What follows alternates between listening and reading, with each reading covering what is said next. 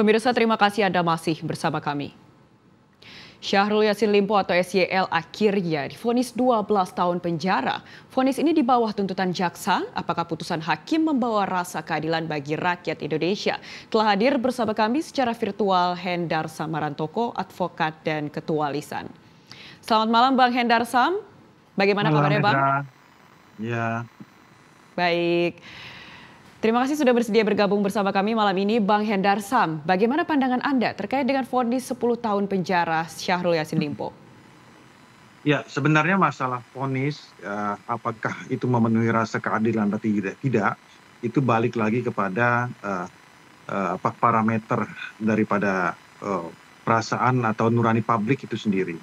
Nah, kalau kita melihat di kasus-kasus sebelumnya, sebenarnya apa yang dikenakan kepada Syahrul Yassin SYL ini sebenarnya sudah cukup memenuhi rasa keadilan.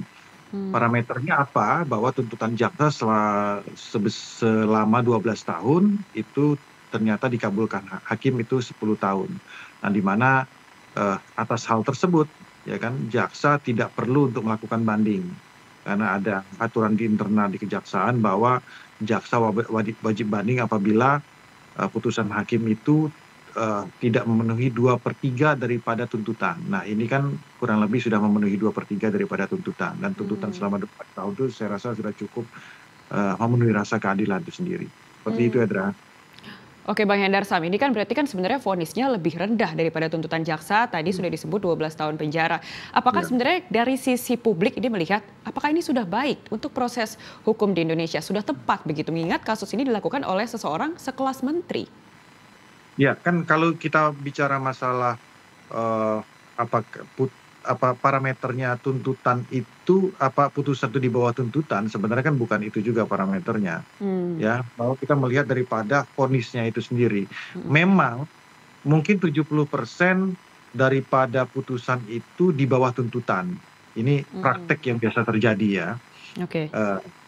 30%-nya itu sama dengan tuntutan dan sisanya itu di atas tuntutan seperti itu. Jadi memang ini sendiri tidak jadikan patokan. Cuma kalau kita bicara secara menyeluruh, secara statistik lah, kita bicara statistik putusan, memang 70% putusan itu biasanya di bawah tuntutan. Tapi berapa jauh dia gapnya dengan tuntutan, nah ini yang harus kita lihat. Makanya kalau gapnya itu kurang dari 2/3 atau bahkan setengahnya dari tuntutan, maka itu jaksa kan wajib banding dan itu tentunya menurut jaksa tidak memenuhi rasa keadilan. Dan oleh karena itu kenapa akhirnya jaksa masih menentukan sikap apakah akan banding atau tidak, karena secara parameter internal putusan itu sudah di atas 2/3 tuntutan mereka, dan oleh karena itu mereka tidak wajib untuk banding. Oke, berarti bisa dikatakan memang sudah adil karena 2/3 begitu ya, sudah lebih dari Ya, tuntutan kalau jaksa. itu kalau kita anggap bahwa tuntutan jaksa itu sudah memenuhi rasa keadilan seperti itu. Dan kita statistik kita kan kita lihat saja kepada beberapa putusan-putusan dari pejabat-pejabat sebelumnya yang mungkin lebih rendah daripada itu ya. Lebih rendah daripada itu. Nah, tapi ini balik lagi kepada rasa keadilan yang ada di masyarakat, bahwa suatu tindak pidana korupsi itu memang ya nggak bisa juga kita nafikan bahwa itu lebih rendah atau tidak ya. Korupsi ya korupsi saja, bersalah ya bersalah saja. Ya kan? Bahwa yang harus dilihat apakah ada alasan pemaafnya atau tidak, kan seperti itu. Bahwa apakah sebuah perbuatan itu dilakukan secara sadar dan sengaja atau karena suatu keadaan yang membuat seseorang itu terpaksa untuk melakukan hal tersebut. Nah, ini kan juga menjadi parameter dan menjadi menjadi pertimbangan bagi hakim untuk memutuskan suatu perkara. Gitu Oke. ya. Ya ini kan juga mencerminkan kemarahan publik begitu ya, mengapa? Iya, Pertanyaannya, kurang lebih. kenapa lebih rendah begitu putusan dari majelis hakim? Iya. Bang Hendar Sam, ini apa yang dilakukan oleh SYL, ini apakah merupakan bentuk dari korupsi yang didasari oleh relasi kuasa? Mengingat bahwa tindakan ini dilakukan kepada anak buahnya yang berada di lingkungan Kementerian Pertanian. Ya, itu sudah pasti. Makanya tindak pidana yang disangkakan, pasal yang disangkakan adalah pasal pemerasan. Artinya kalau pemerasan itu ada suatu suatu keadaan dan suatu apa namanya itu, suasana psikologis yang tidak setara di antara satu pihak dengan pihak yang lainnya. Hmm. Sehingga satu pihak melakukan penekanan, ya kan, dan satu pihak merasa tertekan, satu pihak memeras, satu pihak diperas, kan seperti itu. Jadi tidak ada suatu hubungan yang tidak setara di antara satu pihak dengan si pihak lainnya. Oleh karena itu ada hubungan kausalitasnya dan ada seperti Edra katakan tadi, ada relasi kuasa, relasi kekuasaan di situ antara atasan dan bawahan yang dijadikan suatu patokan atau dasar bagi hakim, ya, bagi jaksa untuk memperberat hukuman ini. Jadi kalau kita melihat balik lagi pada statistik, hukuman 10 tahun ini hukuman yang cukup cukup memenuhi rasa keadilan. Saya rasa seperti itu. Oke, putusan hukuman 10 tahun ini apakah Anda melihat itu karena hal yang meringankan untuk SYL itu sendiri? Karena Ya, kesaksian pastinya meringankan yang disampaikan pada pledoi. Iya, pastinya kan kedua belah pihak, baik itu jaksa ataupun pihak terdakwa, dalam hal ini SYL dan kuasa hukumnya, tentunya berbeda pendapat dan pandangan tentang masalah ini. Perspektifnya pasti berbeda. Dari pihak SYL tentunya ini merasa tidak memenuhi rasa keadilan bagi dia, dan kuasa hukumnya juga pasti akan mengatakan seperti itu dengan beberapa pertimbangan tertentu, ya kan. Tapi yang harus dilihat apakah perbuatan ini memang dilakukan secara sadar, ya, di bawah kekuasaannya, dan yang pasti apakah perbuatannya itu dilakukan secara berulang atau tidak, ya kan. Di beberapa putusan-putusan sebelumnya, ya, contoh kita melihat Akil Mokhtar, ya, dihukum sampai kalau tidak salah 18 atau 20 tahun, saya lupa, ya, kurang lebih seperti itu. Kenapa itu sampai berat seperti itu? Karena perbuatannya itu dilakukan secara berulang selama beberapa momen atau beberapa tahun.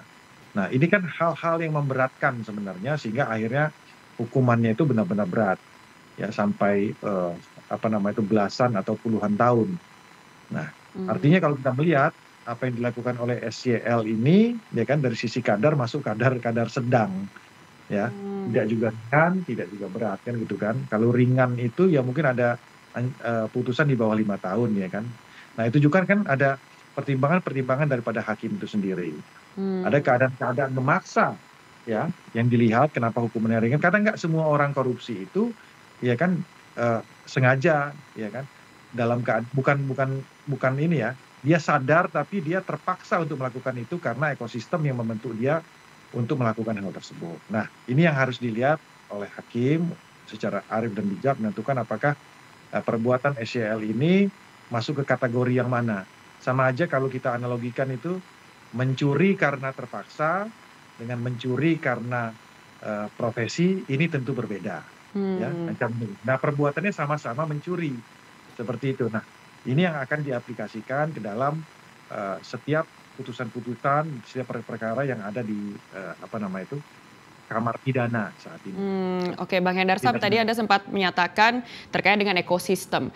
Penyalahgunaan dana operasi menteri dan juga pemerasan bawahan ini apakah merupakan rahasia umum dalam instansi pemerintah? Kenapa ini banyak anak buah yang memilih untuk bungkam? Tadi sudah dibahas terkait dengan relasi kuasa, tapi apakah Anda melihat ada faktor lainnya? Ya, tentunya kalau kita melihat inilah PR kita ke depannya, sistem juga membentuk hal tersebut. Walaupun tidak sepenuhnya itu bisa disalahkan, ya. Banyak sekali menteri-menteri kita yang bisa berperilaku dan bersikap jujur dalam menjalankan tugasnya. Ya kan, kalau ini kan ibaratnya nih telur atau ayam duluan, sistemnya dulu atau orangnya dulu, kan gitu. Nah, apakah, ya kan, ini pertanyaannya akan kita lempar ke publik juga. Apakah dengan gaji menteri, contoh ya, gaji menteri tersebut itu bisa mencukupi kebutuhannya, dan kebutuhannya itu bisa primer dan sekunder, ya, bahkan tersier, kan seperti itu, karena mereka mempunyai, di mana dengan strata sosial yang ada pada mereka, tentunya kebutuhan hidupnya pun meningkat. Kebutuhan hidup meningkat itu bukan hanya kebutuhan hidup primer seorang menteri saja, ya, ada hal-hal lain. Contoh nih, ya, dapat contoh yang gampang-gampang saja lah, pejabat datang ke sebuah pesta perkawinan, tentu dia harus menyumbangkan apa uang seperti itu ya, dengan jumlah yang mungkin eh, bisa jadi harus lebih besar dari orang-orang undangan biasa kan seperti itu. Nah, Hmm. Jadi kan apakah hal-hal Anda seperti sendiri mengatakan bahwa untuk kasus SYL ini karena sistemnya yang menekan terdakwa sampai demikian atau enggak seperti juga. apa? Itu yang dilihat oleh hakim dan tercermin dalam putusan. Hmm. Kalau dia memang ekosistemnya menekan dia, putusannya nggak akan 10 tahun. Hmm. Putusan dia bisa 3 tahun, bisa 2 tahun, ya kan? Bisa Oke. 4 tahun, ya kan? Kenapa putusannya bisa 10 tahun? Ya karena hal yang sifatnya dari luar itu tidak mempengaruhi atau tidak mendominasi dalam perbuatannya tersebut, ya Hmm. kan? Cuman kadarnya ini udah kadarnya sedang, bukan perbuatan-perbuatan berulang sampai dia eh, beberapa kali atau menjadi kebiasaan dia kan selama ini. Oke. Kasus ini mendapatkan perhatian publik yang cukup besar begitu karena terkait dengan tindakan pemerasan terhadap anak buah yang merupakan kelas pekerja begitu dan untuk kepentingan pribadi seseorang sekelas menteri. Menurut Anda bagaimana evaluasi ke depannya agar kasus ini tidak terulang kembali?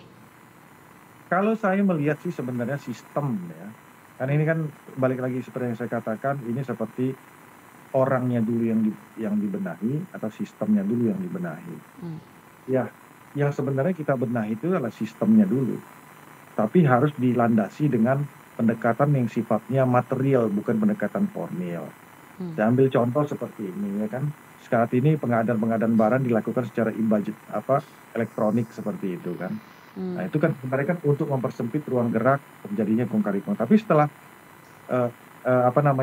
submit dilakukan secara elektronik, tetap juga kemudian dilakukan juga secara manual. Jadi untuk apa lagi sebenarnya kan gitu pendekatannya, jadi ujungnya formalitas semata aja untuk memenuhi bahwa seolah-olah ini sudah dilakukan proses-proses mitigasinya seperti ternyata. Nah, yang kita harapkan bahwa sistem itu diperbaiki dengan pendekatan-pendekatan material.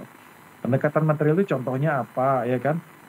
Ini kan bisa dibagi bahwa sosok seorang menteri itu dia mempunyai kebutuhan primer dan sekundernya ya.